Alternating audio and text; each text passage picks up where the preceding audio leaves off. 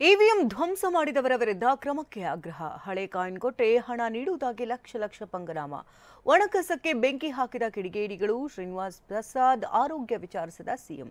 ಇನ್ನು ಬಿಜೆಪಿ ಬಂಡಾಯ ಅಭ್ಯರ್ಥಿ ಡಾಕ್ಟರ್ ದಿನಕರ್ ಮೋರೆ ಉಚ್ಚಾಟನೆ. ಸುದ್ದಿಗಳನ್ನು ನೋಡೋಣ ಸಮಗ್ರ ನ್ಯೂಸ್ ಟಾಪ್ 9 ನಲ್ಲಿ. ಫೇಸ್ಬುಕ್ನಲ್ಲಿ ಹಳೆ ಕಾಯಿನ್ ಕೊಟ್ರೆ ಕೋಟ್ಯಾಂತರ ರೂಪಾಯಿ ಹಣ ನೀಡುವುದಾಗಿ ವಂಚಿಸಿದ್ದಾರೆ.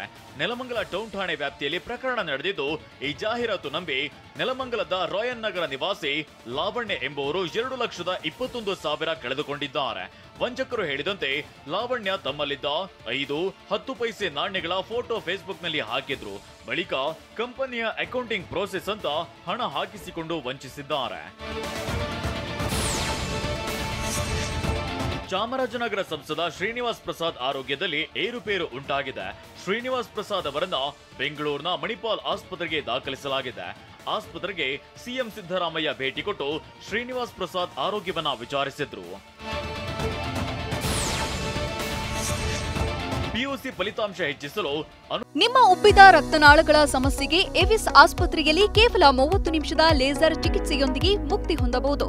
ಹೆಚ್ಚಿನ ವಿವರಗಳಿಗಾಗಿ ಸಂಪರ್ಕಿಸಿ 8088837300. ಉತ್ತೀರ್ಣ ಪ್ರಮಾಣ ಕಡಿಮೆ ಮಾಡಲು ಶಿಕ್ಷಣ ಇಲಾಖೆ 3 ಪರೀಕ್ಷೆ ನಡೆಸಲು ಮುಂದಾಗಿದೆ. ನಾಳೆಯಿಂದ ಪಿಯುಸಿ ಪರೀಕ್ಷೆ ಭಾಗ 2 ಶುರುವಾಗ್ತಿದೆ. ಇದಕ್ಕಾಗಿ 1,49,300 ವಿದ್ಯಾರ್ಥಿಗಳು ನೋಂದಣಿ ಮಾಡಿಕೊಂಡಿದ್ದಾರೆ. ಇದರಲ್ಲಿ 32,000 ವಿದ್ಯಾರ್ಥಿಗಳು ಪರೀಕ್ಷೆಯಲ್ಲಿ ಉತ್ತೀರ್ಣವಾಗಿದ್ದರೂ ಫಲಿತಾಂಶ ಹೆಚ್ಚಿಸಿಕೊಳ್ಳಲು ಮರುಪರೀಕ್ಷೆಗೆ ನೋಂದಣಿ ಮಾಡಿಕೊಂಡಿದ್ದಾರೆ. ಸಂಬಂಧಪಟ್ಟಂತೆ ಪರೀಕ್ಷೆ 2 ದಿನಾಂಕ 29ನೇ ತಾರೀಕಿನಿಂದ ಮೇ 16ನೇ ತಾರೀಕುವರೆಗೂ ಸಹ ನಡೀತಾ ಇದೆ. ಈ ಪರೀಕ್ಷೆಗೆ ಸಂಬಂಧಪಟ್ಟಂತೆ ಎಲ್ಲ ಸಿದ್ಧತೆಗಳನ್ನು ಸಹ ಮಂಡಳಿ ಈಗಾಗಲೇ ಮಾಡಿಕೊಂಡಿದೆ. ಈ ಪರೀಕ್ಷೆಗೋಸ್ಕರ ನಾವು ರಾಜ್ಯದಾದ್ಯಂತ 301 ಪರೀಕ್ಷಾ ಕೇಂದ್ರಗಳನ್ನು ನಾವು ಗುರುತಿಸಿದ್ದೀವಿ. ಬಿಜೆಪಿ ಬಂಡಾಯ ಅಭ್ಯರ್ಥಿ ಡಾಕ್ಟರ್ ದಿನಕರ್ ಮೋರೆ ಸೇರಿದಂತೆ 5 ಉಚ್ಚಾಟನೆ ಮಾಡಲಾಗಿದೆ. ಪಕ್ಷ ವಿರೋಧಿ ಚಟುವಟಿಕೆ ಹಿನ್ನೆಲೆಯಲ್ಲಿ 5 ಕಾರ್ಯಕರ್ತರನ್ನ 6 ವರ್ಷಗಳ ಕಾಲ ಉಚ್ಚಾಟಿಸಿ ಬಿಜೆಪಿ ಬೀದರ್ ಜಿಲ್ಲಾಧ್ಯಕ್ಷ ಸೋಮನಾಥ್ ಪಾಟೀಲ್ ಆದೇಶ ಹೊರಡಿಸಿದ್ದಾರೆ.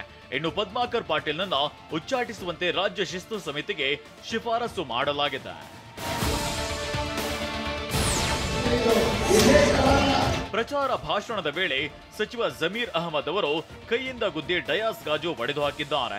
ಬೆಳಗಾವಿ ಜಿಲ್ಲೆಯ ಗೋಕಾಕ್ ನಗರದಲ್ಲಿ ಸಮಾವೇಶದಲ್ಲಿ ಭಾಗಿಯಾಗಿದ್ದ ಜಮೀರ್ ಅಹಮದ್ ಮೃಣಾಲ್ ಪರ ಮತಯಾಚನೆ ಮಾಡಿದ್ರು.